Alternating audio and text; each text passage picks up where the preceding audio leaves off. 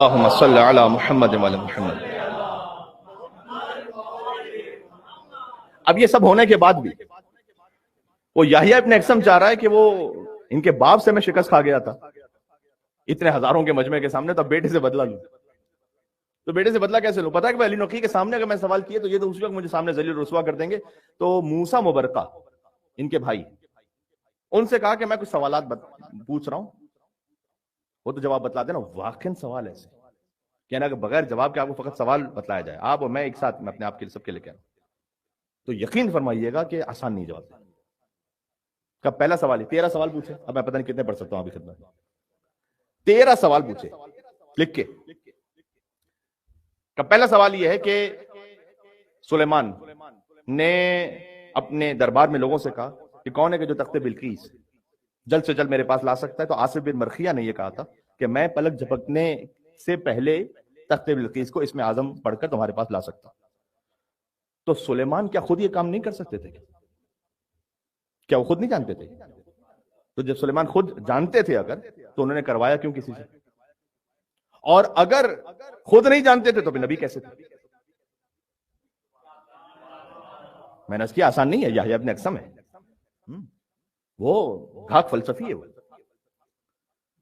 فلسفہ یونان، فلسفہ شرق، فلسفہ غرب، جو اس زمانے میں جتنا اویلیبل مٹیریل ہے اور جو ٹرانسلیشن ہو چکا ہے فلسفہ یونان بالخصوص، اور ملحدین کے ساتھ اس کا اٹھنا بیٹھنا، یعنی ایتھسٹ اور دوسرے مذاہب کے ساتھ، تو یہ اندر سے اپنے آپ کو بھرا ہوا سمجھ رہا ہے کہ میں تو سوال وہ پوچھوں گا.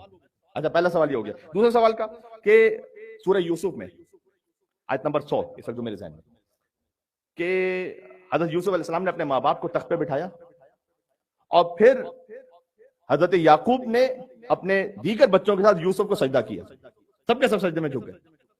تو کیا یوسف کو سجدہ کرنا جائز تھا؟ جبکہ یعقوب خود نبی ہے تو وہ نبی ہوتے ہوئے کسی اور کو سجدہ کیسے کر سکتے؟ یہ موسیٰ مبرقہ سے پوچھ رہا ہے. کون؟ یحییٰ ابن اکثم کا جواب لے کر آؤ. اچھا، تیسرا سوال کیا ہے؟ تیسرا سوال یہ ہے کہ اللہ سبحانہ وتعالیٰ نے ایک مقام پر حضور مکرم کے لیے فرمایا ہے، جو آیت اس وقت سورہ یونس کی آیت ہے، ان کنت فی شک فیما انزلنا الیک. ذرا غور کیجئے گا، پہلے سوال آپ کو سمجھ میں آ رہا ہے. ان کنت، اللہ تعالیٰ سنگولر، پلورل نہیں اسی کا یہاں پر. آپ کو اگر شک ہے اس میں جیسے ہم نے نازل کیا کتاب میں، آپ کو اگر شک ہے تو یہ جو آپ کے آس پاس بیٹھے ہوئے اور لوگ ہیں جو پرانی کتابیں، پچھلی کتابیں پڑھتے ہیں، ان سے ذرا پوچھ لیجیے. تو اللہ اس آیت میں کس کو خطاب کر رہا ہے؟ اگر مصطفیٰ کو خطاب کر رہا ہے تو کیا ان کو شک ہو رہا تھا؟ اور اگر ان کو نہیں خطاب کر رہا تو پھر قرآن کس پر نازل ہوا؟ بھئی اللہ کہہ رہا ہے کہ اگر تمہیں شک ہے تو تمہیں شک ہے کہ جس کو نازل ہو اس کو کہہ رہا ہے نا. تو پھر یا تو انہیں شک تھا نعوذ باللہ، یا اگر شک نہیں تھا تو پھر قرآن نازل کس پہ ہوا؟ ٹھیک ہے. پھر ایک اور سوال کا سوال یہ ہے کہ سورہ لقمان میں اللہ سبحانہ وتعالیٰ نے کہا کہ لو ان ما فی الارض من شجرۃ الاقلام والبحر یمدہ من بعد سبعۃ ابحر ما نفدت کلمات اللہ ان اللہ عزیز حکیم. اگر زمین کے سارے درخت قلم بن جائیں اور سارے سمندر سیاہی ہو جائیں، 7 سمندر اور مل جائیں، اللہ کے کلمات ختم ہونے والے نہیں. یہ بتلائیں کہ وہ 7 سمندر کون سے ہیں جس میں اللہ نے کہا 7 سمندر. آج کی طرح جغرافی نہیں ہے کہ آپ کے سامنے پوری دنیا کے میپ کا ایک خاکہ موجود ہے. وہ 7 سمندر کون سے اور وہ کلمات کون سے ہیں کہ جو لکھو تو کبھی ختم ہونے والے نہیں. میں نے عرض کیا یحییٰ ابن اکثم کو آسان سوال نہیں پوچھ رہا ہے، تو موسیٰ مبرقہ سے پوچھا، ذرا معلوم کر کے آنا. اچھا، پھر سوال کیا ہے؟ سوال یہ ہے کہ اللہ تعالیٰ نے جنت کے لیے کہا ہے کہ فیہا ما تشتہی انفسکم. اللہ نے قرآن میں، تمہارے ہی قرآن میں یہ کہا ہے کہ جنت میں جو چاہو گے وہ حاصل کر لو گے. تو اگر جنت ایسی ہی ہے تو پھر اللہ نے آدم کو کیوں منع کیا تھا کہ اس درخت کے قریب نہیں جانا؟ وہ بھی تو جانا چاہتے تھے. تو جو چاہو تو حاصل کر لو، تو آدم کو تو روک دیا اللہ نے. اور کیوں کہا لا تقربا هذه الشجرة؟ کیوں آدم اور حوا سے کہا کہ اس درخت کے قریب نہ جانا؟ سوال ذہن میں رہ جائیں گے نا آپ کے؟ تو پھر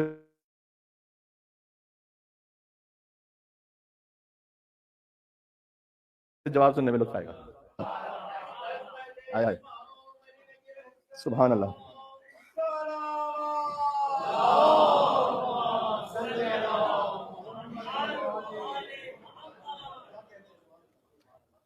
چھٹا سوال یہ ہے کہ قرآن میں اللہ نے کہا سورہ شورى میں او یزوجہم ذکرانا و اناثا، کہ یزوجہم تزویج سے نا پیر بنانا، اللہ پیر بناتا ہے بیٹوں کا اور بیٹیوں کا، لڑکوں کا اور لڑکیوں کا.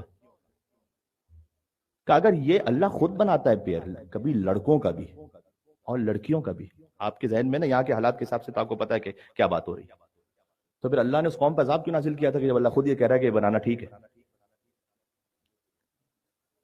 آپ کو تعجب نہیں ہونا چاہیے. بھائی قتل حسین کا فتویٰ جب قرآن سے نکل سکتا ہے.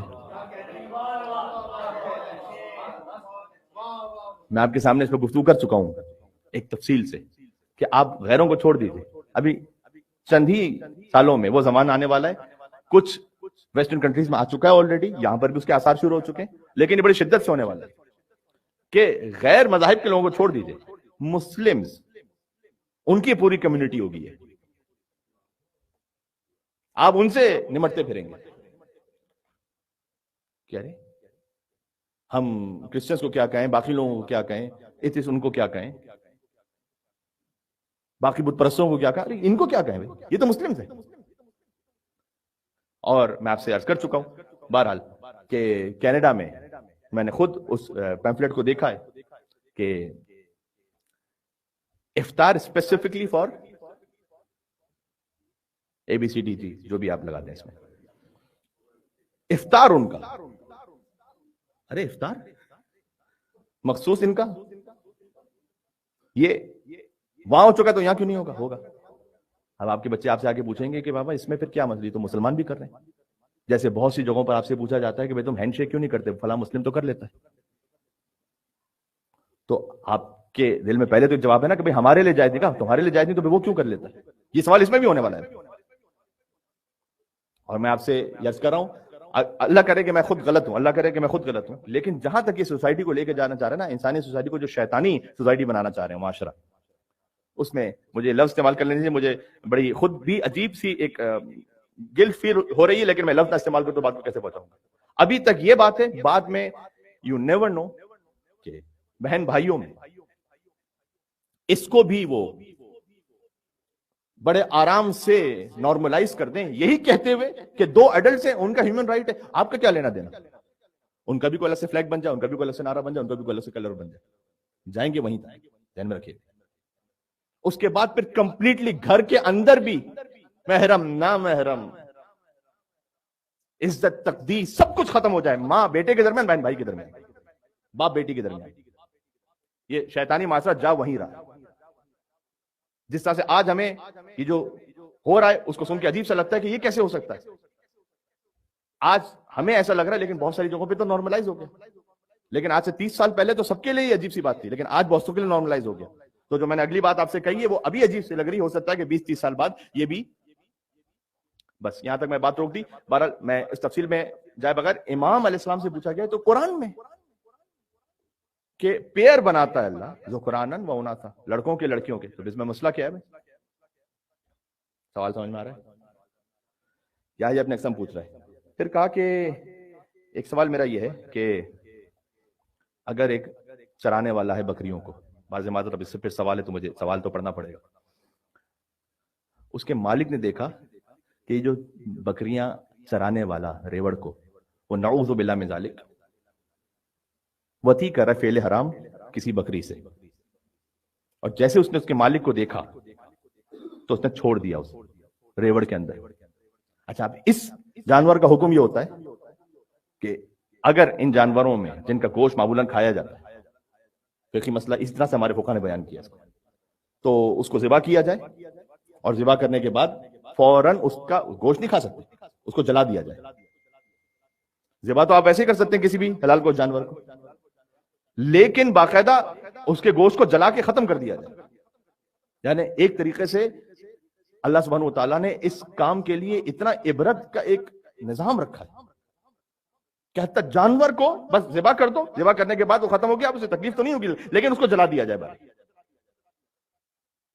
کا فرض کرو، اب یہ آیا نیکسن کیا پوچھ رہا ہے، اس نے اس بکری کے ساتھ فعل حرام کیا، اس کو ریوڑ کے درمیان چھوڑ دیا، اب اتنے ریوڑوں میں پتہ ہی نہیں، تو اس پورے ریوڑ کو کیا ذبح کر کے جلائے گا؟ پتہ کیسے چلے گا؟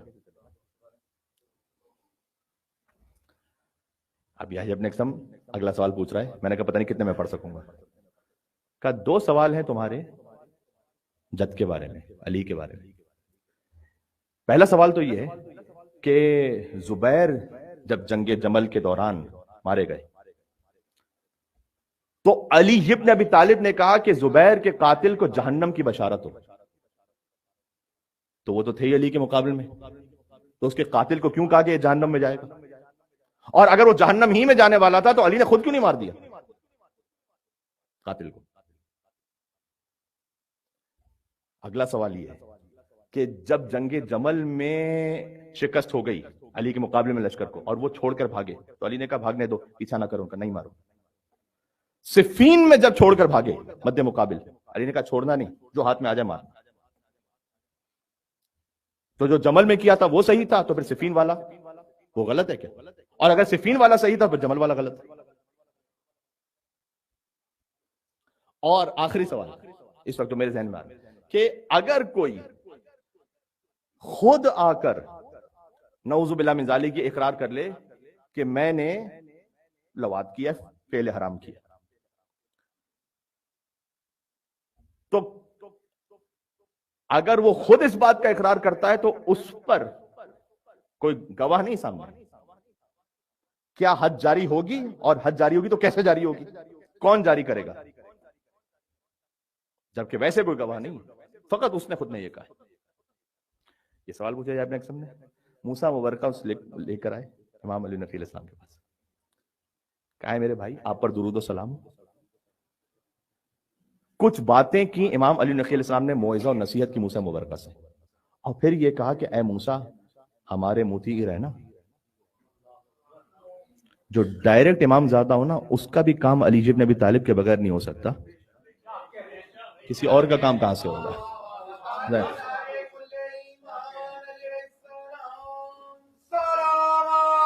اللہم صلی علی محمد وعلی محمد.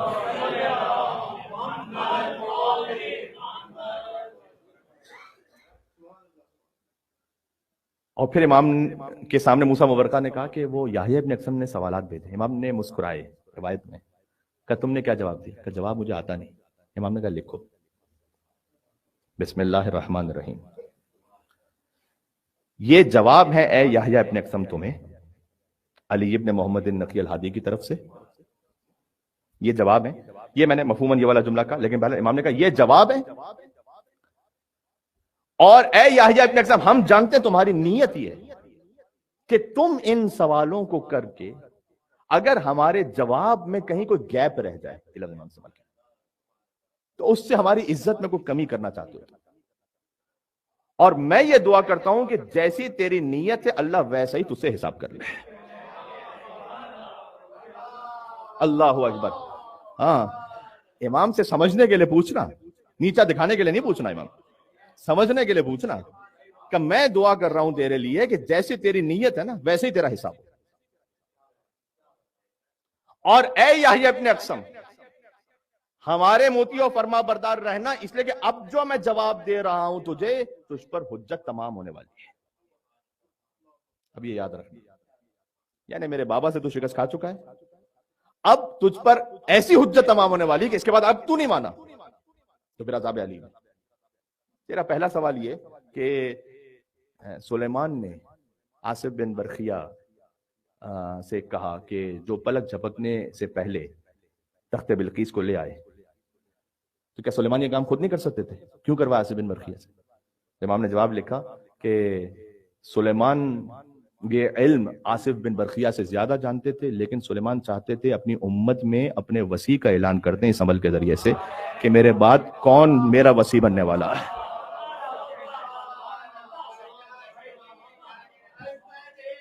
اللہ اکبر.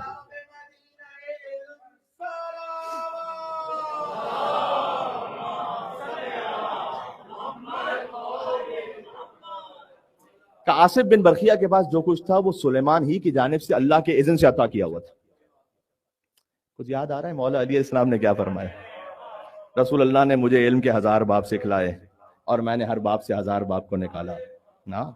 تو رسول اللہ جیسے اپنے وصی کا اعلان کرنا چاہتے تھے نا امت میں، ویسے ہی سلیمان چاہتے تھے کہ آصف بن برخیہ کی وصایت کا اعلان ہو جائے میرے ہوتے ہوئے.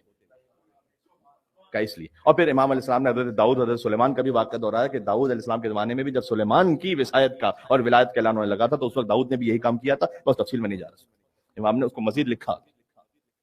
ہمارے یہاں سوال جواب میں کیا ہوتا ہے, خاص طور پر لیگل میٹرز میں کہتے ہیں بھائی جو پوچھا اتنا کہو, آگے کہو گے تو پھنس جاؤ گے. امام کا معاملہ یہ نہیں ہے کہ جتنا کہا اتنا ہی کہو, آگے کہو گے تو بنے اسی میں غلطی نہ نکال لے کوئی. بات سمجھ میں آ رہی ہے؟ تو امام کو مطلب آپ نے کیا سمجھا ہوا ہے؟ 300-400 نیوٹن ہو, 500 آئنسٹائن ہو, 1-2 ہزار آیت اللہ سیستانی ہو, مل کر کوئی. امام کے لیے خود امام ہی کا کلام ہے کہ امامت ایسی ہے کہ جیسے تم زمین پر آسمان کے ستاروں کو دیکھتے ہو نا, بس دور سے دیکھتے ہی ہو, بس چھوٹا چھوٹا کچھ نظر آتا ہے ساری.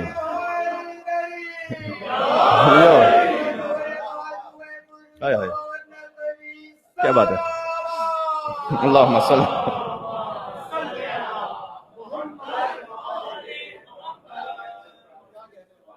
مجھے مسائل بھی پڑھنے ہیں, وقت کا بھی خیال ہے, میں چاہ رہا ہوں کہ جلدی جلدی بات پوری ہو. آپ سے گزارش یہ ہے کہ میں صلوات پڑھواتا جاؤں گا جہاں جہاں, آپ نعرہ حیدری پر اکتفا کر لیجئے گا تاکہ عبادت بھی ہوتی رہے اور وقت بھی تھوڑا سا بچتا رہے.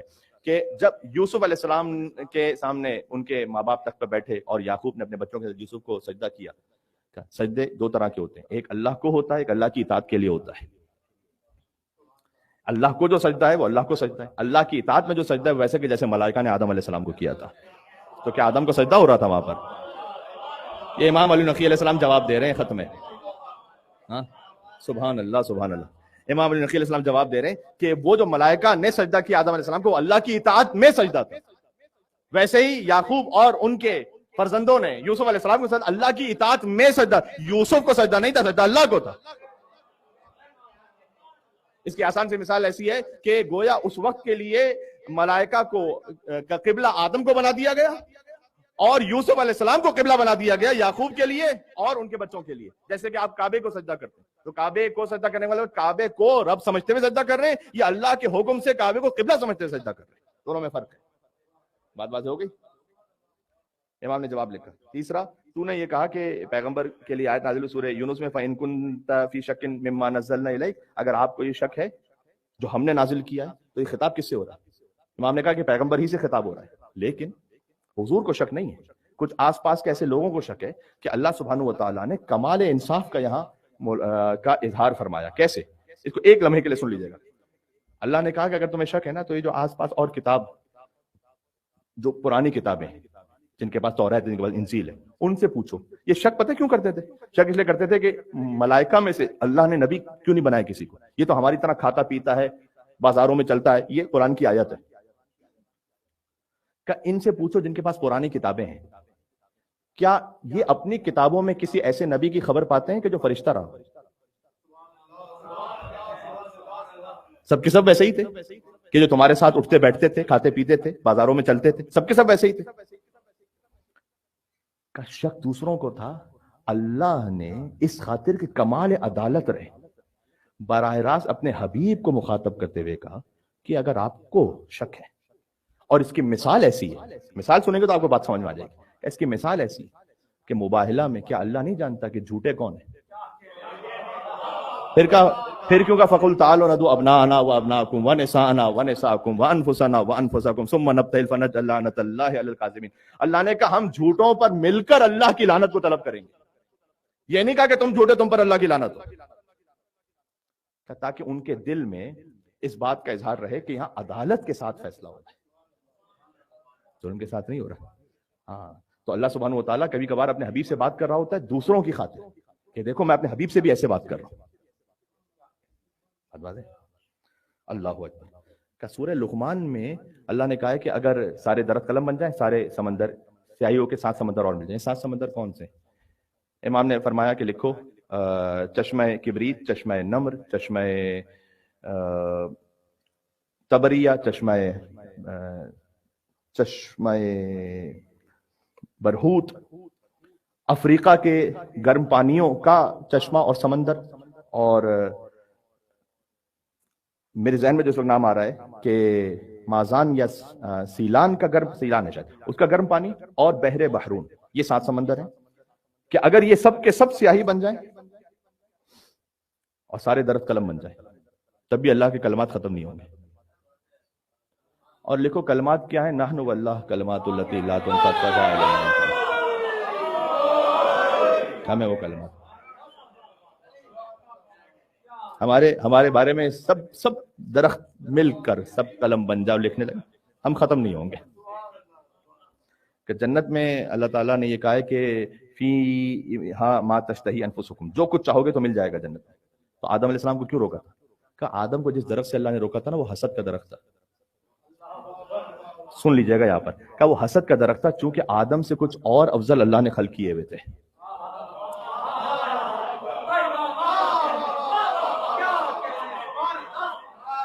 اور اللہ نے کہا تھا کہ خبردار جنت میں رہتے ہوئے اپنے دل میں ان کے لیے کوئی حسد نہیں لے کر آنا کہ وہ تم سے افضل ہیں. آدم نے چاہا کہ میں بھی ان جیسا بن جاؤں، تو وہ اس درخت کے قریب ہونے لگے. اللہ نے زمین پر بھیج دیا جنت سے نکال کر. میں جملہ کہنے لگا ہوں اہل بیت کی مقابلی پر آدم نہیں بچ سکے. آدمی کی اوقات کیا ہے کہ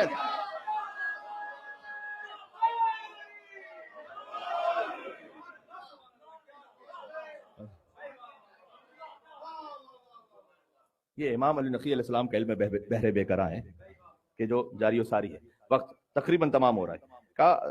یہ اللہ نے کیوں کہا او یزوجہم ذکرانا و اناثا؟ وہی سوال کہ اللہ نے پیر بنایا ہے مردوں کا عورتوں کا، مردوں کا آپس میں، عورتوں کا. کہ اس سے پچھلی آیت تو پڑھ، اس میں اللہ نے کہا ہے کہ اللہ مرد اور عورت کو یا بیٹے عطا کرتا ہے یا بیٹیاں عطا کرتا ہے یا پیر بنا دیتا ہے. بیٹے بھی عطا کرتا ہے اور بیٹیاں بھی عطا کرتا ہے کسی کو. کہ یہ اس ازدواج و شادی کی بات نہیں ہو رہی جو تو سمجھ رہا ہے. یہ ان بچوں کے لیے عطا کرنے کی بات ہو رہی ہے کہ اللہ کسی کو فقط بیٹے دے گا، کسی کو فقط بیٹیاں دے گا، کسی کو پیر بنا کے دے دے گا. بچوں میں فقط کسی کو ایک بیٹا دے گا، کسی کو ایک بیٹی دے گا، کسی کو پیر بنا کے دو بیٹے دے گا، کسی کو پیر بنا کے دو بیٹیاں دے گا، کسی کو بیٹا اور بیٹی دونوں دے دے گا. یہ مراد ہے اس آیت میں. یہ وہ ازدواج نہیں کہ جو تو سمجھ رہا ہے. یہاں پیر اور گروپ بنانے کا مطلب ہے کہ اللہ بھائیوں میں اور بہنوں میں اس طرح کا ایک پیر بنا دیتا ہے. دوسرا یہ کہ امام نے کہا کہ اگر کسی نے نعوذ باللہ من ذالک اس بکری کے ساتھ فعل حرام کیا، اس کے بعد اس کو ریوڑ میں ڈال دیا، اس کو پتہ نہیں ہے کہ کون سی بکری ہے، تو پھر ان بکریوں کو دو حصوں میں تقسیم کریں، اس کے بعد قرعہ ڈالے. جس کے نام پہ قرعہ نکل آئے اس کو پھر دو حصوں میں تقسیم کریں، پھر قرعہ ڈالے. پھر جس حصے پہ نام پہ قرعہ نکل آئے پھر دو حصوں میں تقسیم کرے، پھر قرعہ ڈالے. یہاں تک کہ دو بکرے رہ جائیں تو پھر قرعہ ڈالے، اور پھر جو ایک رہ جائے اسے ذبح کر لے اور اس کا گوشت جلا دے. اللہ کے حکم پر عمل ہو جائے گا.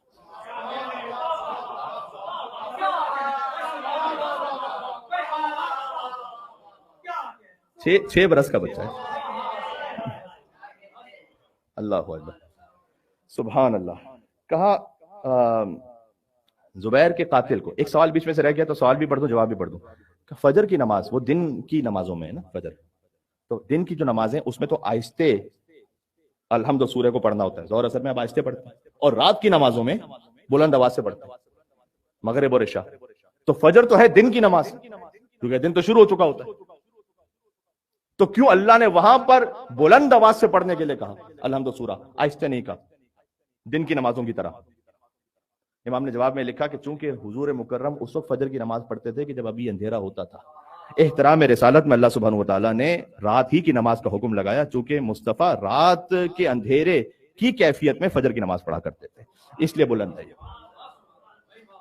یہ عشق مصطفیٰ میں اللہ سبحانہ و تعالیٰ. پھر اس نے یہ پوچھا ہے کہ زبیر کے قاتل کے لیے کیوں علی بن ابی طالب نے کہا کہ اس کے قاتل کو تو جہنم کی بشارت؟ اس لیے کہ میرے جد علی بن ابی طالب جانتے تھے کہ اس کا جو قاتل ہے نا، یہ خود نہروان میں خارجی بن کر آنے والا ہے.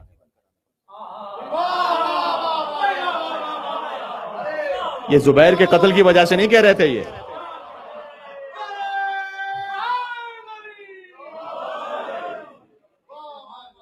اور علی بن ابی طالب نے چھوڑ اسے اس لیے دیا کہ وہ خود نہروان میں آنے والا تھا علی کے مقابلے میں، تو اس وقت اسے قتل کرنے کی ضرورت نہیں تھی. جب اس کی علی دشمنی سامنے آ جائے تو پھر مارا جائے. یہ علی کے علم الغیب کا اظہار ہے یہاں پر.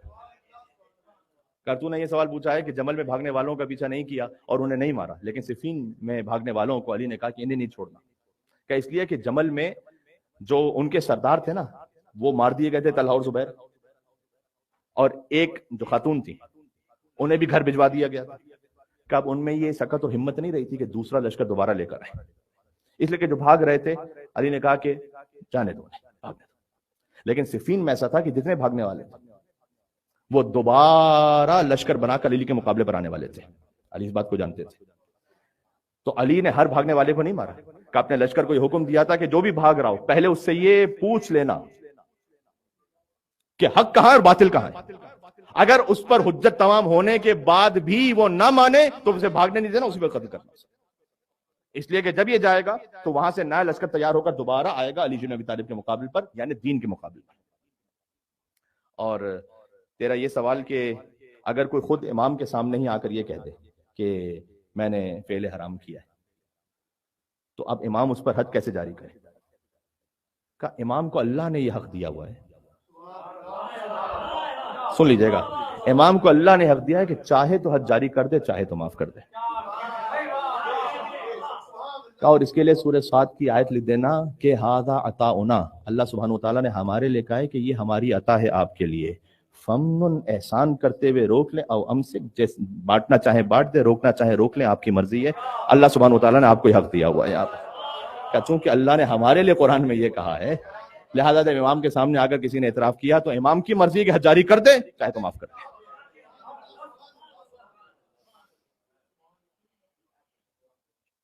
میرے خیال میں اس کے بعد شاید